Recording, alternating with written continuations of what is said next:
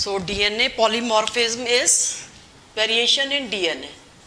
As the name is telling us, DNA polymorphism means many forms of DNA, and these different forms of DNA are present in, कहाँ present होती हैं? Non-functional region में. Non-functional, which is not coding for any protein. Non-functional region means जहाँ पे जिस DNA, जिस genomic content से कोई भी प्रोटीन फॉर्मेशन नहीं होती, तो that non-functional region is not coding for no protein formation.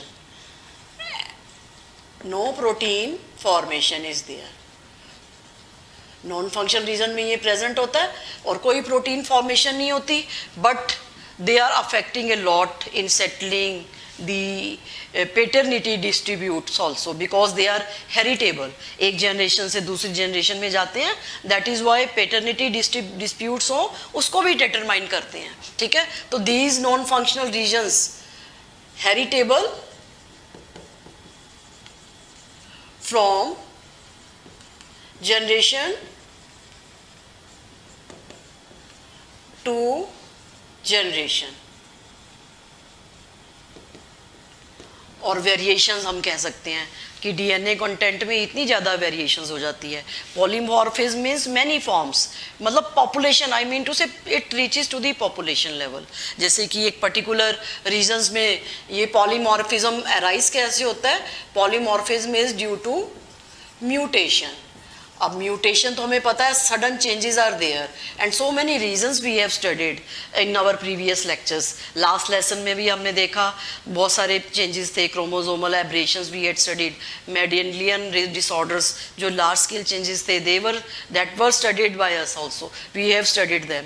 और point mutations we have studied, frame shift mutations we have studied. Whatever mutations we all know कि उसको हम नेचुरल वे में और आर्टिफिशियल वे में भी इंड्यूस करवाते हैं अपने बेनिफिट के लिए.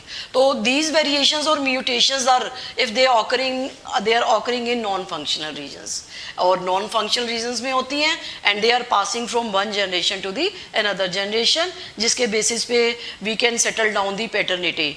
डिस्प्यूट्स भी कोई हो, रियल मदर फादर जो भी किसी बच्चे के क्या कहते हैं कि we are the real parents, ये बहुत ज़्यादा डिस्प्यूट्स होते हैं विलेजेस वगैरह में, या किसी ऐसे हम कह सकते हैं जहाँ पे इलिटरेसी बहुत ज़्यादा है, उन केसेस में इन सब की सॉल्यूशंस को, पैटर्निटी इश्यूज़ को डीएनए फिंगरप्रिंटिंग के द्वारा ही सॉल्व किया जाता है. तो उसका भी ये बेसिस बनता है process, because these variations they are heritable, एक जनरेशन से दूसरे जनरेशन में जाती हैं. और इनमें polymorphism means large scale changes कैसे आते हैं? जैसे म्यूटेशंस के कारण.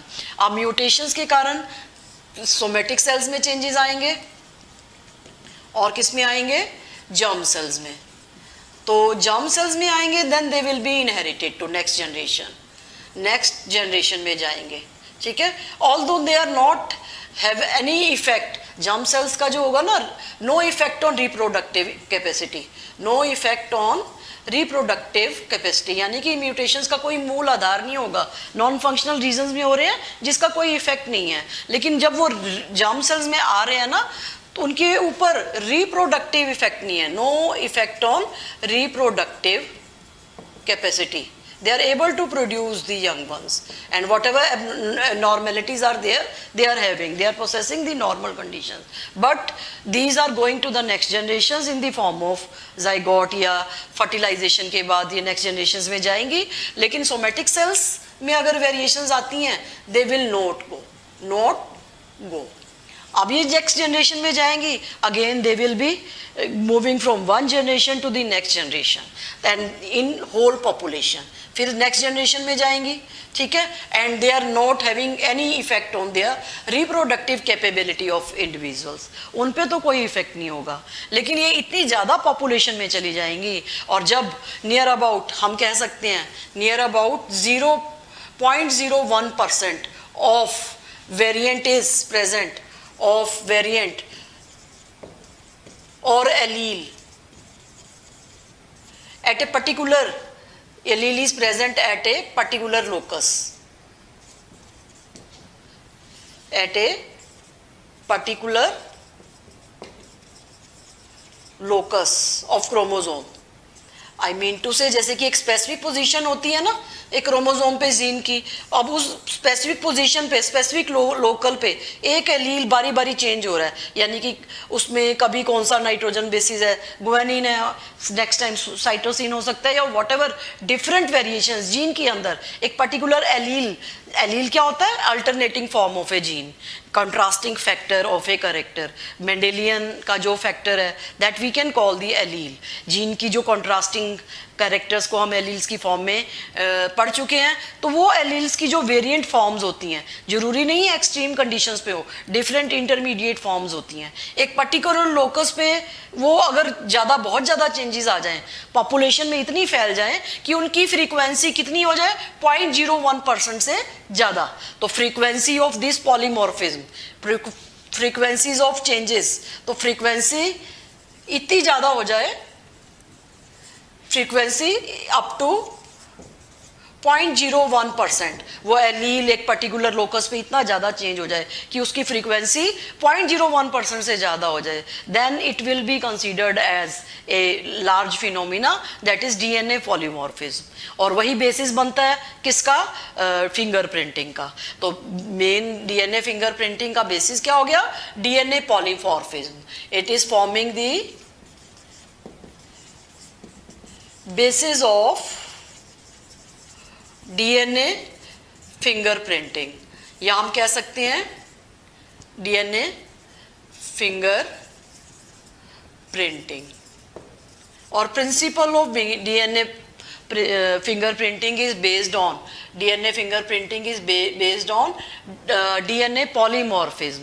Polymorphism means variations. एक पर्टिकुलर लोकस पे इतने ज़्यादा चेंज आ जाते हैं, बहुत ज़्यादा चेंज आ जाना, और वो एक जनरेशन से दूसरे जनरेशन में जाते हैं। Although they are non functional, they are not having any effect, उनका कोई इफेक्ट नहीं है, नॉन फंक्शनल रीजन में है। And they are also responsible for forming the DNA polymorphism is responsible for forming the species and help in study of evolutionary processes. Evolutionary processes जितने भी हैं उनकी स्टडी कैसे इसी डीएनए पॉलीमॉर्फिज्म के basis पर ही हम कर सकते हैं, that we are to study in our higher classes, और we can say in our evolution वाले चैप्टर में भी हम देखेंगे किस तरह से स्पीशिएशन होती है, यानी कि जेनेटिक भी चेंजेस आते हैं। तो बहुत सारी theories that we are going to study in genetics में इवोल्यूशन वाले चैप्टर पे। तो at present we should know what is a DNA polymorphism. इतनी ज़्यादा वेरिएशंस आ जाना एक पर्टिकुलर लोकस पे, और वो एक्यूमुलेट हो जाना और नेक्स्ट जनरेशन में रिप्रोडक्टिव सेल्स के थ्रू जाना, ठीक है, और एक पॉपुलेशन में आ जाने के कारण, लार्ज स्केल चेंजेस में, लार्ज ह्यूमन में आ जाने के कारण वो डीएनए पॉलीमॉर्फिज्म क्या बन जाता है, एक बेसिस बन जाता है डीएनए फिंगरप्रिंटिंग का। क्योंकि 99.9% तो सेम है, 0.1% डिफरेंट होता है ना, वो भी कहाँ होता है, non functional. Non functional region में specific stretch of the DNA में which are acting as a genetic marker, जो एक जेनेटिक मार्कर का काम करते हैं। अब वो जेनेटिक मार्कर क्या होते हैं, एक तरह के सैटेलाइट, जो कि हमने देखे मिनी सैटेलाइट्स और माइक्रो सैटेलाइट्स। तो अब एक बार फिर से देखते हैं किस तरह से वो non functional region in what manner they are called by different names, different name से कहलाए जाते हैं। तो next we are going to study what are genetic markers.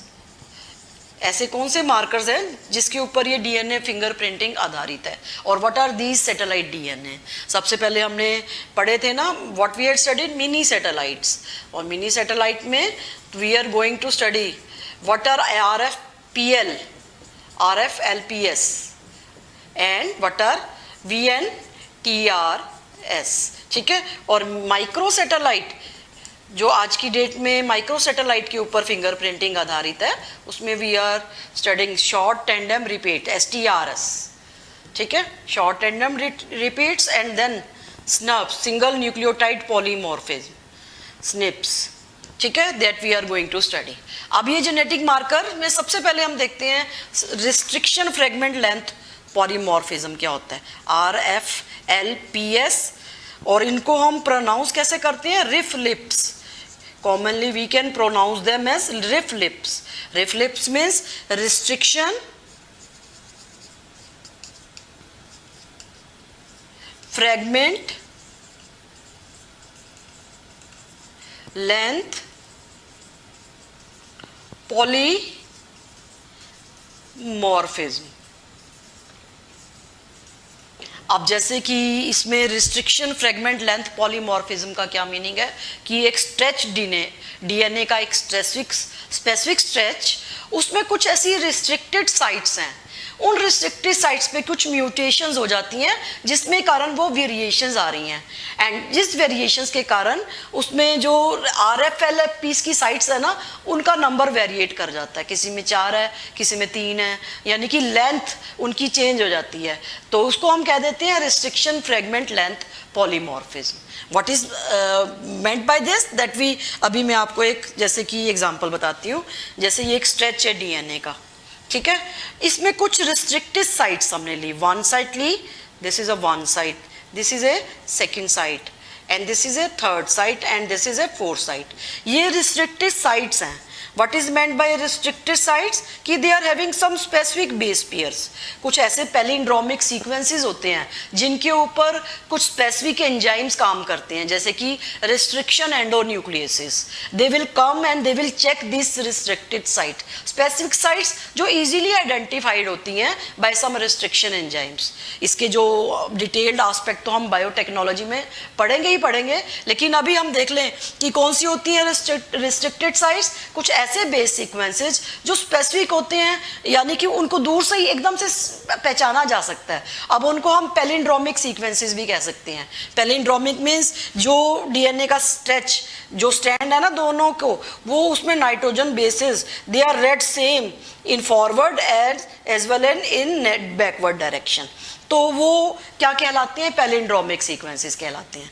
जैसे हमने एग्जांपल लिया GGCC है ना, तो इधर से GGCC, फॉरवर्ड और बैकवर्ड डायरेक्शन इनकी सेम हो गई ना, तो इसीलिए ये सब कुछ ऐसी रिस्ट्रिक्टेड साइट्स हैं डीएनए के अंदर, नॉन फंक्शनल रीजन में ही, यानी कि वही मेन हमने किसका नाम जिसको बता रही हूँ जंक डीएनए में ऐसी रिस्ट्रिक्शन साइट है जहाँ पे रिस्ट्रिक्शन एंडोन्यूक्लियस कट करता है. अब ये 4 साइट्स नज़र आ रही है ना आपको, मान लो इसमें क्या हो जाता है, इसको जब हम रिस्ट्रिक्शन एंजाइम कट करेगा, यहाँ से कट करेगा, एक कट लगाएगा, यहाँ से कट किया, यहाँ से कट किया, 1 2 3 एंड 4, तो इसको कट करने के बाद 4 सेगमेंट्स बनते हैं. कितने बनते हैं, 4 सेगमेंट्स ऑफ डीएनए बन गए, ठीक है. इसकी लेंथ 4 सेगमेंट्स की जितनी हो गई, जो what ever will be the length. अब हमने देखा, मान लो एक ये तो एक स्ट्रेच डीएनए का है, नेक्स्ट स्ट्रेच में हमने नेक्स्ट डीएनए को जब हमने काउंट किया दूसरे क्रोमोसोम में, तो उसमें मान लो सेकेंड साइट नहीं है, यहाँ पे कुछ म्यूटेशन होगी जिसके कारण रिस्ट्रिक्शन एंजाइम जो था वो was not able to recognise due to the mutation at that site. उस म्यूटेशन के कारण तो उस वक्त ये वन साइट सेकेंड वाली चली गई. तो अब इसमें क्या होगा, if there is 1 and there is 3 and there is 4, 1 2 and 3, जब इसको कट करेगा रिस्ट्रिक्शन साइट 3 साइट पे लाके, तो 3 सेगमेंट्स विल बी फॉर्म्ड. कितने बनेंगे, 3 सेगमेंट्स. तो अब इसकी सबकी लेंथ चेंज होती जा रही है ना. इसी तरह से सब डीएनए की कुछ स्पेसिफिक रिस्ट्रिक्टेड साइट्स हैं जिन पे रेस्ट्रिक्शन एंजाइम काम करता है और उसके अकॉर्डिंगली कट करता है, और डिफरेंट लेंथ के segments of DNA we are obtaining, and this different length के सेगमेंट्स को हम कहते हैं restriction fragment length polymorphism, RFLP. यानी कि इनकी लेंथ की अंदर क्या हो जाएगी, डिफरेंसेस हो जाएंगे, कुछ छोटे कुछ बड़े. तो based on their length of DNA fragments, they are called the restriction length fragment length polymorphism, and they are acted upon by किसके द्वारा, restriction enzymes के द्वारा बनते हैं. कुछ specific enzymes होते हैं रिस्ट्रिक्शन एंजाइम्स जिनको हम रिस्ट्रिक्शन एंडोन्यूक्लियसिस भी बोलते हैं, और एक स्पेसिफिक लोकेशन में इन बिटवीन द डीएनए कहीं से भी कट कर सकते हैं. डिटेल तो हम बाद में देखेंगे, और जैसे मैंने आपको बताया अलग अलग जगह से कट करेंगे तो अलग अलग लेंथ के डीएनए ऑब्टेन करेंगे, जिसके बेसिस पे RFLP segments are produced and they are one part or they are acting as a genetic marker. इसके द्वारा हम कुछ डिजीजेस स्टडी कर सकते हैं. डीएनए फिंगरप्रिंटिंग को ये सेगमेंट्स में भी हम ये सेगमेंट्स यूज कर सकते हैं एज ए मिनी सैटेलाइट्स. अब नेक्स्ट हम देखते हैं मिनी सैटेलाइट का पार्ट VNTRs, विंटर्स बोलते हैं इनको, VNTRs. What are this, these are commonly तो इसको हम प्रोनाउंस कर सकते हैं विंटर्स, ठीक है. विंटर्स, जैसे कि नाम से ही बोलते हैं वेंटर्स, VNTRs, अगर अलग अलग से बोले VNTRS तो, और collectively we can call them VNTRs. तो these are variable number of tandem repeats. अब ये सेकंड पार्ट है कि there are some stretches that are present in non functional of region of DNA, some stretches of DNA in which the nuclear bases, जो भी nitrogen bases है, they are repeated many times, वो number of times they are repeated. और इस VNTRs के cases में 10 से लेकर they are repeated up to the 100 base pair of 100 times तक वो ये रिपीट होते हैं। जैसे कि अगर हम एक स्ट्रेच लेना डीएनए का, if they are having some specific nitrogen bases, जगह जगह पे जाते हैं, तो एक लोकेशन पे ATC है, थोड़ी सी दूर से फिर से एडेनिन थायमिन साइटोसिन है, फिर एडेनिन थायमिन साइटोसिन है। तो इस तरह से दिस प्रोसेस गोज ऑन, ये चलता रहता है। और इस based on this repeats, number of repeated segments के बेसिस पे डीएनए की लेंथ को जब हम डिटरमाइन करते हैं, तो that we can call them VNTRS, variable number of tandem repeats.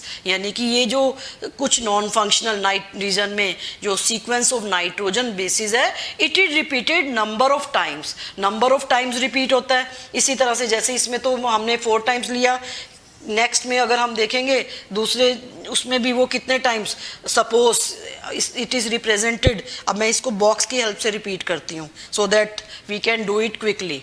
अब इसमें हम ये बॉक्स देखेंगे ना रिपीटेड यूनिट्स का, ये क्या रिपीट बता रहा है, इसमें कुछ भी नाइट्रोजन सीक्वेंसेस बारी बारी रिपीट हो रहे हैं, थोड़ी थोड़ी देर के बाद एकदम से रिपीटेड सीक्वेंसेस में आ रहे हैं। Suppose this is occurring in, ऊपर तो 4 टाइम था ना, इसमें we can say 7 times, whatever times we can say, 10 times or number of times they can repeat it, 1 2 3 4 5 6 7 या 8 9 10 जितना भी दिखाने के लिए 10 टाइम्स इसमें रिपीटिशन है। उसमें कितनी थी, 1 2 3 4 टाइम्स रिपीटिशन। ठीक है, तो ये रिपीटिशन जो जीनोमिक कंटेंट की होगी ना, एक पर्सन में तो सब पार्ट्स में सेम होगी जो बताएगी, लेकिन दूसरे पर्सन से क्यों होगी, वो डिफरेंट होगी। जैसे कि मैंने आपको बताया डीएनए पॉलीमॉर्फिज्म से वेरिएशंस तो आ चुकी है ना, तो ये रिपीटेड सेगमेंट्स जो होंगे ना, they are also forming the paternity, forming the basis of fingerprinting.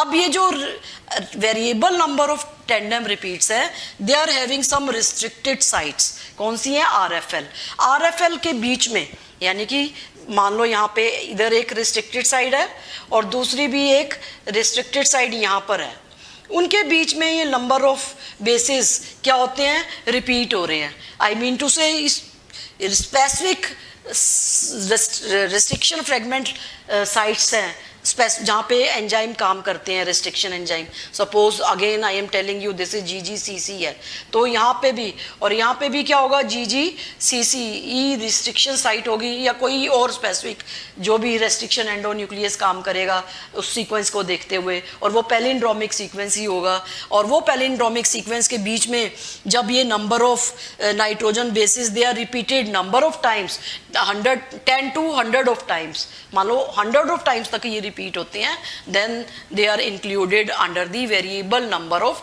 Tandem repeats and they are having some restricted sites and also they are called the restriction they are showing the restriction fragment length polymorphism। ठीक है, दोनों क्या बनाते हैं, basis बनाते हैं fingerprinting का। जैसे इसमें तो म्यूटेशन के कारण हुई, तो उसमें नाइट्रोजन बेसिस के सीक्वेंस के चेंज रिपीट होने के कारण हुई। ठीक है, इसमें तो रिस्ट्रिक्शन फ्रेगमेंट लेंथ कैसे बने, based on the mutation terminal and पे आई mean to say they are क्या कहते हैं, इनकी जो भी जहाँ पे भी रिस्ट्रिक्शन एंजाइम काम करता है, स्पेसिफिक बेस सीक्वेंसेस, उन रिस्ट्रिक्शन साइट्स के ऊपर ही म्यूटेशन नाइट्रोजन बेसिस के चेंज होने के कारण साइट्स में लेंथ में चेंजेस आ जाते हैं, जैसे कि मैंने आपको बताया। लेकिन इसमें नंबर ऑफ रिपीटेटिव यूनिट्स के बेसिस पे कितनी है, 4 है, 9 है, 10 है, 100 है, उसके बेसिस पे इनकी लेंथ को डिटरमाइन करते हैं। ठीक है, ये दोनों ही बेसिस बनाते हैं किसका, फिंगरप्रिंटिंग का। डीएनए फिंगरप्रिंटिंग के ये दोनों ही किसके पार्ट्स हैं, एक हम कह सकते हैं कि मिनी सैटेलाइट्स के पार्ट्स जो बेसिस बना रहे हैं फिंगरप्रिंटिंग का। आरएफएल, पीएस और variable number of tandem repeats. Her organism में, हर ह्यूमन बीइंग के डिफरेंट ह्यूमन जीनोमिक कंटेंट में दे विल बी डिफरेंट होंगे और बेसिस बनाएंगे किसका, फिंगरप्रिंटिंग का। And these are VNTRS। Next हम देखते हैं what are next to which are utilised as a mini satellites, sorry micro satellites. So VNTRs तो अभी हमने पढ़ा as a genetic marker which is acting as a micro satellite. Micro satellite का काम करते हैं और जब भी restriction fragment length, restriction enzymes इनको काटते हैं स्पेसिफिक रीजन से, तो इनकी वेरिएबल लेंथ प्रोड्यूस करते हैं और वेरिएबल लेंथ प्रोड्यूस होने के कारण they are having very important, they play very important role in DNA fingerprinting. जैसे कि इनके साथ जब भी प्रोब अटैच करेंगे तो और ऑटो रेडियोग्राफी से they will be giving a different band. जब प्रोसीजर पढ़ेंगे ना, then we again see the what is the role of this variable number of tandem repeats. And वो नियर अबाउट कितने, मैंने आपको बताया 10 to 100 टाइम्स रिपीट होते हैं और कितने 0.1 to 20 किलो बेस पेयर्स के आसपास ये हो सकते हैं। ये रिपीटेड सेगमेंट्स रिपीट होती हैं, इनकी लेंथ कितनी 0.1 to 20 किलो बेस पेयर्स के आसपास तक ये सीक्वेंसेस रिपीट हो सकते हैं। ठीक है, नंबर ऑफ टाइम्स एंड इनकी सीक्वेंसेस की length 0.1 to 20 kilo base pairs के हिसाब से। अब हम देखते हैं next part which is we can call the micro satellite. तो micro satellites are short tandem repeats. जैसे कि इसमें हम एक तो पढ़ेंगे STRs which are short tandem repeats and they may be in the form of in the copies number of 10 to 30 times। इनकी जो कॉपी नंबर है, रिपीटिंग यूनिट्स हैं, कितनी है 10 to 30 टाइम्स है। ठीक है, and they are made up of dinucleotides और tetranucleotides and they are evenly distributed throughout the genome, evenly distributed throughout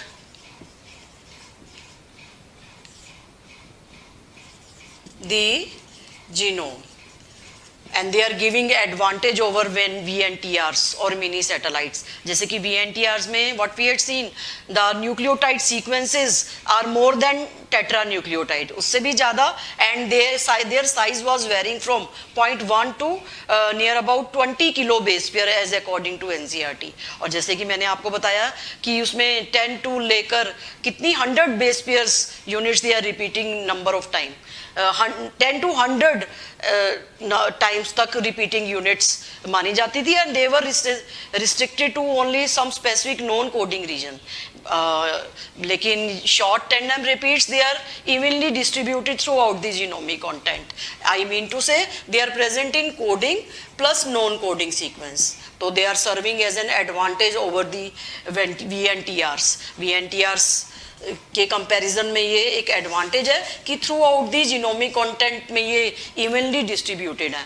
वो तो मैंने आपको बताए थे ना ओनली नॉन कोडिंग रीजन्स में, जैसे कि हीट्रोक्रोमेटिन वाले पार्ट में या near the telomeric end means terminal ends of the chromosomes, वहाँ प्रेजेंट थे, या हीट्रोक्रोमेटिन और near towards the we can say centromere के पास कुछ स्पेसिफिक लोकेशंस थी और नॉन कोडिंग रीजन्स में ही VNTRs were present, they were present. Of course, DNA fingerprinting mainly VNTRs are being used, but these days these are also used as genetic markers and they are being preferred over the VNTRs these days. उनके बजाय short tandem repeats को prefer किया जा रहा है because they are present all over the genome और PCR reaction is easily identifying the length of polymorphism, easily identifying, I mean to say easily PCR reaction इनके ऊपर अप्लाई हो सकती है। If you want to have high copy number of this genomic content, तो easily PCR के basis पर high copy number achieve हो सकता है, तो इजीली पॉलीमॉर्फिज्म को की लेंथ को डिटेक्ट कर सकते हैं हम, ठीक है। तो शॉर्ट टेंडेम रिपीट्स मीन्स कि डाई न्यूक्लियोटाइड या tetranucleotides they are repeated 10 to 30 times. उसमें मैंने आपको बताया था जैसे कि near about up to 100 times तक रिपीट हो जाते हैं, and they are having more nucleotide units. ऐसे कि डाई न्यूक्लियोटाइड और टेट्रा न्यूक्लियोटाइड में तो शॉर्ट टेंडम में है, उसमें नंबर ऑफ बेस पेयर्स और एलिमेंट्स दे वर वेरी करता है, ठीक है, and it is more than this, tetramer से ज़्यादा होता है, ठीक है। और ये बताया मैंने आपको, and this is giving an advantage over the VNTRs के कंपैरिजन में ये एक इम्पॉर्टेंट एडवांटेज सर्व करती हैं कि पीसीआर इजीली हो जाती है इसके अकॉर्डिंगली, ठीक है, इस STRs के accordingly, and they are important used as a genetic marker, most important genetic marker these days. अब जैसे कि एक एग्जांपल लेते हैं, suppose we have taken one DNA, एक स्ट्रेच लिया हमने DNA का, तो उसमें there is one restriction site at one side and another restriction site. Restriction sites तो हैं group of some nitrogen bases जो जिसको रिस्ट्रिक्शन एंडोन्यूक्लियस स्टडी करते हैं, having the same sequences in forward and backward direction. तो उनके बीच में ये जो whatever these repeating units are present, suppose we have taken GA and GA and it is repeating number of times repeat हो रही हैं, और even we can say 30 times तक मैंने आपको बताया ना, तो इसमें कितनी है 1 2 3 4 5 6 7 8 9 टाइम्स रिपीट यूनिट्स हैं, और इसमें डाई न्यूक्लियोटाइड्स कौन से लिए गए हैं, GA, ग्वेनिन एडोनिन, एक मतलब I mean to say dinucleotide का सीक्वेंस है। एंड अगर हम दूसरा DNA लेते हैं तो उसमें the same sequence we see repeating units अगर हम देखते हैं ना, in the same manner what we see GA और GA, suppose we have got 6 times और 7 times, or length vary 3 6 7 times GA is being repeated between two restriction sites। तो ये दोनों डिफर कर गए ना, and these are called the STRs, इनको हम क्या बोलते हैं, STRs, and these microsatellites they are preferred these days। and moreover one more satellites is SNPs, SNPs, and इसको हमने स्निप्स की नाम की तरह से प्रोनाउंस किया था ना, they are most commonly pronounced as snips. What does it mean, single nucleotide polymorphism.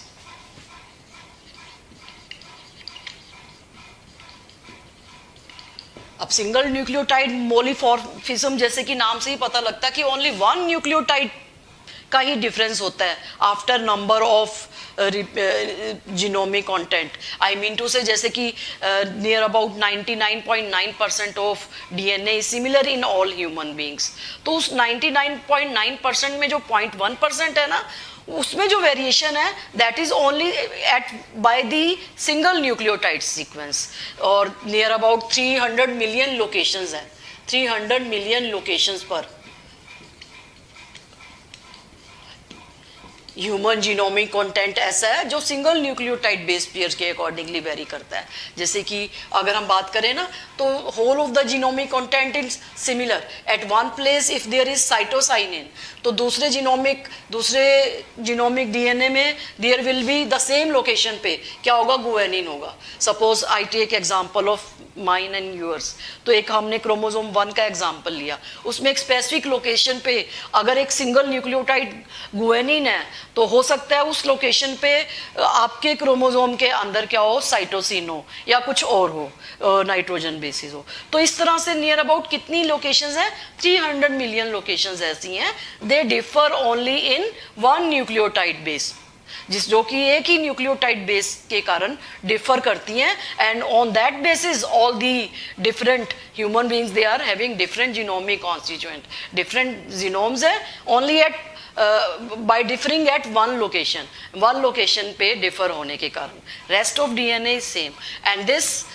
these locations are also at near about, हम कह सकते हैं 300 million locations are there in total genomic content जितना भी है, ठीक है ना.